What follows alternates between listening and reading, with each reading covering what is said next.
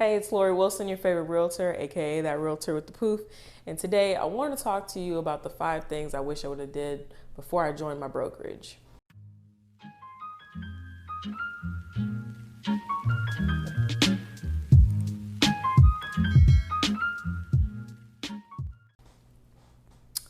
So, the reason I wanted to make this video is because I know there's a few of you out there who probably are about to get your license, or you just got your license or whatever, and I want to just see if I can maybe put something out there to help you guys before you get on the floor and you get going. Okay.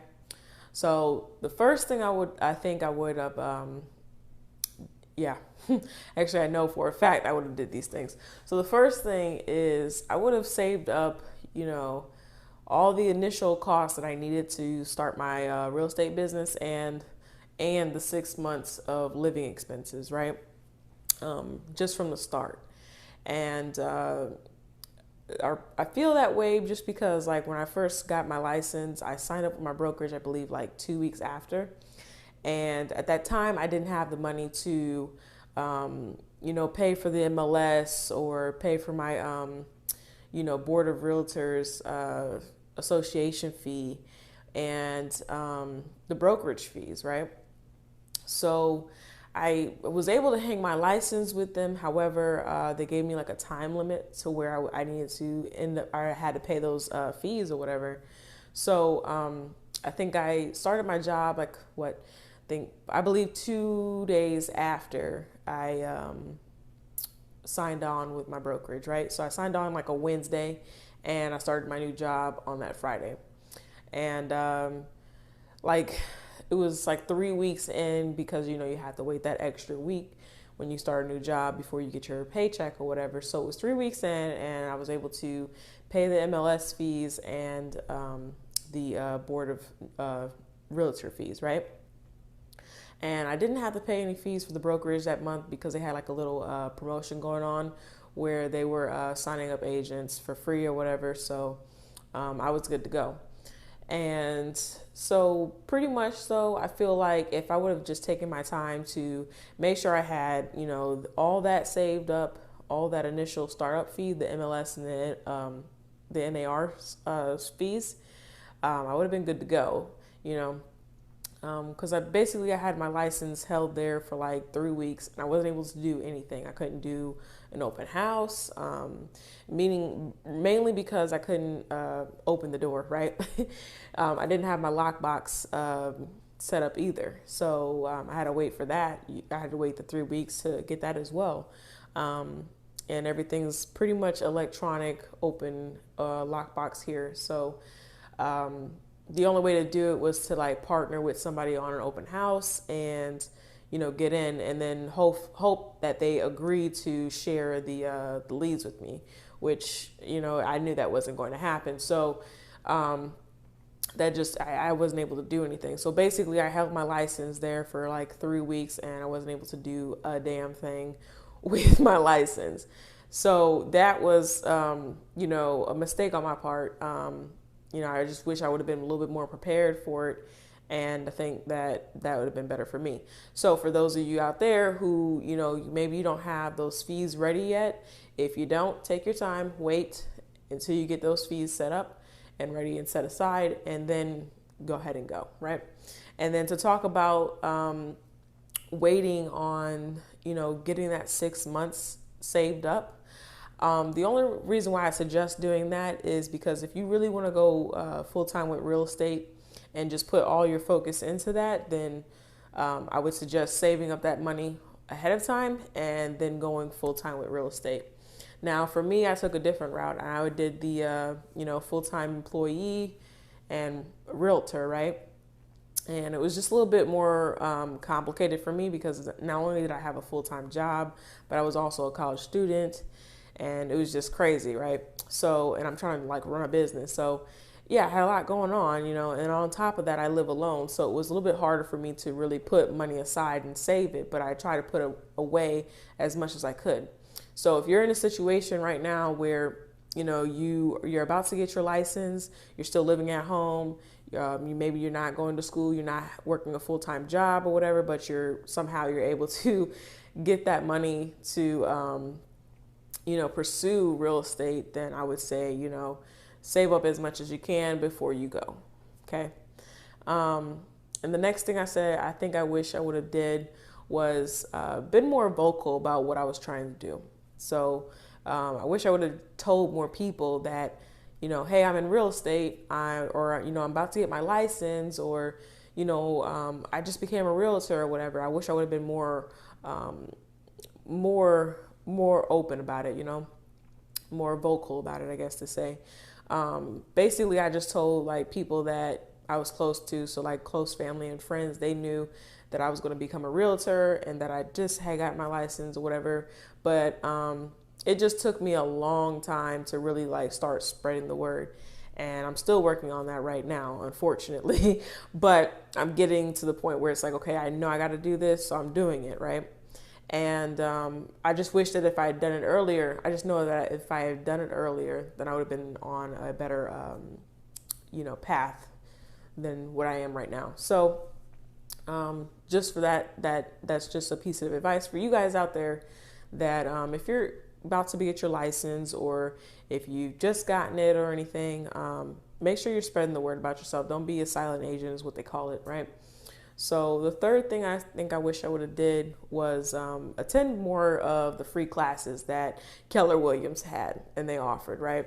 So before I even did my my courses to get my license, I went and shadowed one of the brokerages at Keller Williams brokerages, or I went in there to interview with them or whatever, and I think it was around the time I registered for the classes, but I hadn't taken them yet. So they were calling me and stuff like that, and they invited me down there to go and check them out and whatnot. So during that time, they let me know hey, I can come to any of the classes that I want to, if I could make them or whatever. And I went to a few of them, but I didn't go to a lot. And I just feel like if I'd have taken the time to really dive deep in and learn a little bit more about the craft before actually getting on the floor and getting running, I feel like I would have had a better start. And the fourth thing I wish I would have did was I wish I would have looked for somebody to shadow. When you're a new agent, you kind of think that, okay, cool, I'm going to go to this brokerage and they're going to lay out everything that I need to do, A, B, C, D, E, all the way to Z, right? And they're going to show me how to get leads. They're going to do this. They're going to do that. Well, they do in a sense, but it's more of a broad idea. Like, hey, call your database. Hey, do open houses. Hey, you know what I mean? But they don't really say, hey, this is what you should do when you're at an open house. Talk to this person or whatever. It kind of came it's in kind of bits and pieces in a way. It's not really like a all-in-one class about how to do it, right? So you got to attend multiple classes to figure out, oh, okay, this is what I should do at the open house. I shouldn't follow the people around. Oh, okay, I should ask them to sign in or whatever. Just little facts like that. They didn't have an all-around one class for that. It's little pieces here and there. So you don't actually know what to do as a realtor when you first get on the floor, right? It took me a while to learn that, okay, cool, I'm not just here helping people buy and sell houses. That seems what it is, but I'm here to lead generate. I have to generate leads, And when I learned that, I was like, okay. So now I had to figure out different ways to get those leads. And there's several ways to get leads, multiple, unlimited. I feel like unlimited ways to get leads. You just have to be creative, right? But you have to find out what best practice works for you to get leads. And for me, it's cold calling, open houses, and pretty much that's it. That's all I've really done. Those have been the best for me. I've wanted to try door knocking. I've only done it a few times at open houses, and I didn't really get any leads or anything like that, but I did get a few people to come and stop by the open house, so that was cool. But yeah, I would like to try that as another type of lead generation for myself. And then the fifth thing I wish I would have did was I wish I would have taken that time to learn how to write contracts, learn the CMAs. So again, going back to the classes, I feel like I just really could have used that time to, speed up my process and learn the things that I really needed to know as far as being a realtor, and conducting, a deal. So, or a transaction is a better way to say it. But yeah, those are the 5 things that I wish I would have did before I joined my brokerage. So for those of you out there, like I said, if you are about to get your license or you've already gotten your license and now you're at the point where you're choosing your brokerage, if you are not, financially ready to pay for those fees up front, or if you feel like you want to go full time but you're not, you don't have 6 months worth of living expenses saved up, I would highly suggest that you take the time to, get that together first.